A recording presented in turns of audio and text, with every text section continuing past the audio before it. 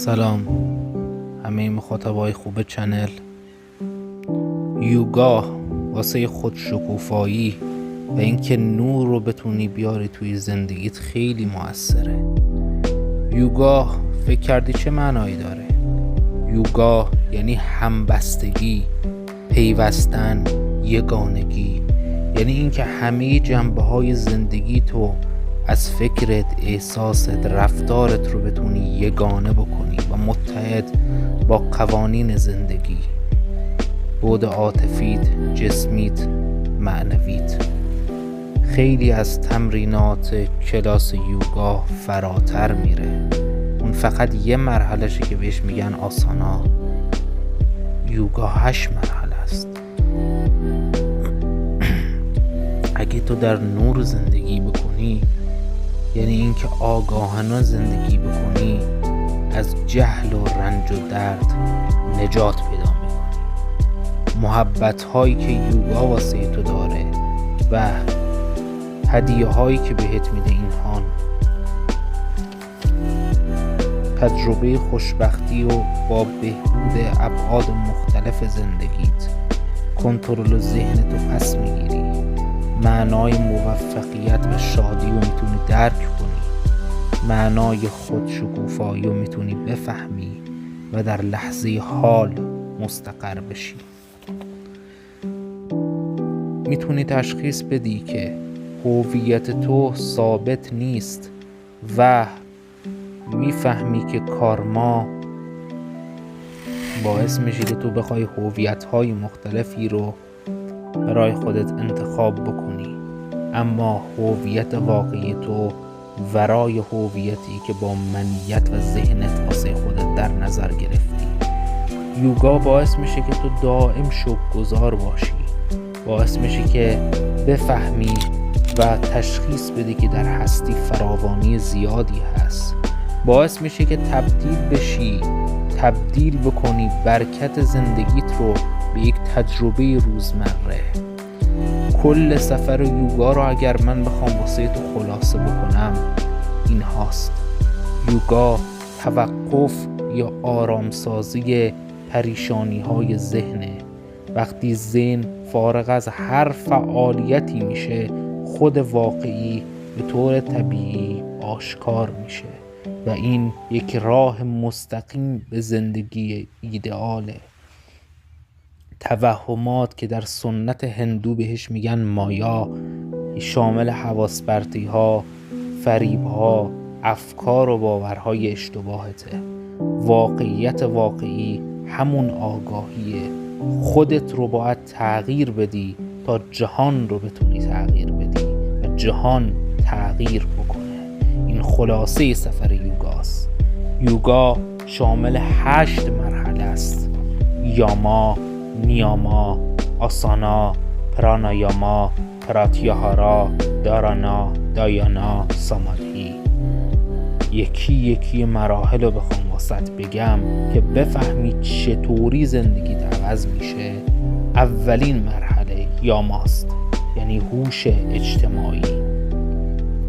واسه این که به هوش اجتماعی برسی و این مرحله از یوگا رو بتونی بهش دست پیدا بکنی، باید رفتار صلح آمیز و پرهیز از خشونت با همه داشته باشی. حقیقت خودت رو بیان بکنی و بهش عمل بکنی. عمل غیر خودخواهانه بدون حسادت و حرص و طمع انجام بدی. پاکی و معصومیت رو در جهان پخش بکنی. عملت با اتکا به خودت باشه، نه چسبیدن و وابستگی به دیگران. مرحله بعدی نیاماست که هوش هیجانیه، یعنی رعایت بهداشت روانی که موجب پالایش عواطف میشه. راضی بودن، خودپذیری و پذیرش دیگران. تغییر عادات عاطفی قدیمی و کهنه از نتایج همین مرحله است و از لوازمشه. درک واقعی، این که خود واقعی تو واقعی، ملموس و قدرتمنده. شناخت واقعیت برتر خودت و تسلیم شدن در برابر اون. مرحله بعدی مرحله‌ای که آسان است و همون تمرینات یوگاست که میتونی اونو پیدا بکنی داخل کتاب‌های مختلفی که نوشته شده و داخل کلاس‌های یوگا و تمرینات فیزیکیش رو انجام بدی. مرحله بعدی پراناست. پرانا یعنی تنفس صحیح یا تنفس شکمی، تنفس عمیق، تنفس واگونه و انواع اقسام تنفس‌های عمیق رو شامل میشه تا انرژی زندگی رو وارد جسم و روح خودت بکنی. بعدش میریم سراغ پراتیاهارا. پراتیاهارا شامل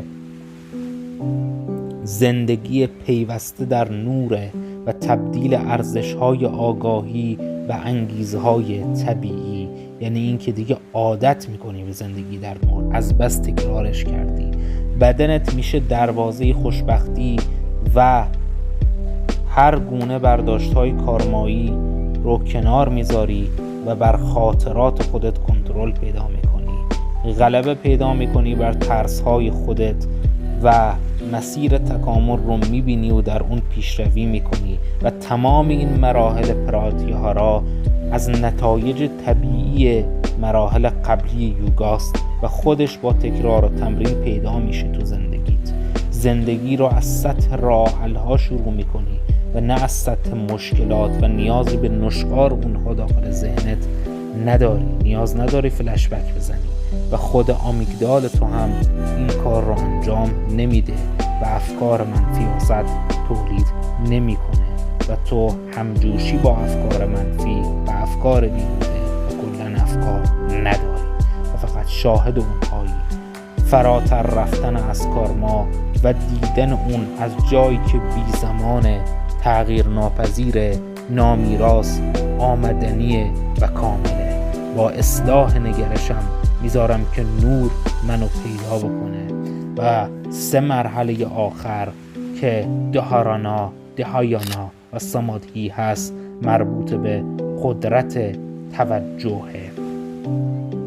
اینها مثل 3 تفنگدار 3 در 1 و جدایی ناپذیرن و با هم میان. وقتی که فاعل شناخت، موضوع شناخت و فرایند شناخت یکی میشه و تا وقتی که به این مرحله نرسی این جمله رو نمیفهمی.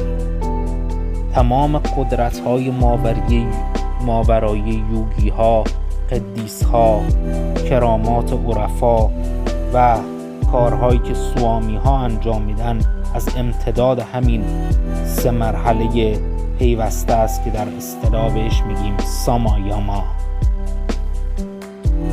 مرحله اولش دهاراناست.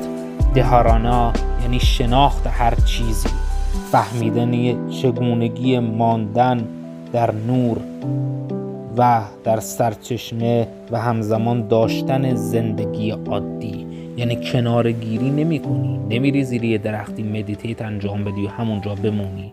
خیر، فضای درونت بازه و در حال داری زندگی عادی خودت رو به بهترین شکل انجام میدی. دهایانا یعنی عبور از هر مانع، شبیه مدیتیشن و فراتر رفتن از وریتی ها و پریشانی های ذهنه. یعنی دیگه اصلا نمیتونن تو رو کنترل بکنن که بکشونن تو رو در درون ذهنت. تو با آگاهی شاهدشون هستی و اوج مدیتیشن اتفاق میفته. اوج مدیتیشن و حتی فراتر از اون که قابل بیان با کلمات نیست. و مرحله 8 و بهترین همه یعنی سامادهی که رسیدن به سطوح عمیق و عمیق‌تری از آگاهی. سرچشمه قابل وصف ذهنی نیست و به همون سرچشمه دست پیدا میکنی و میفهمی که همیشه بوده، همیشه کنارت بوده و اصلا سرچشمه خودت تویی. و فرو رفتن عمیق در حالت آگاهی خاموش.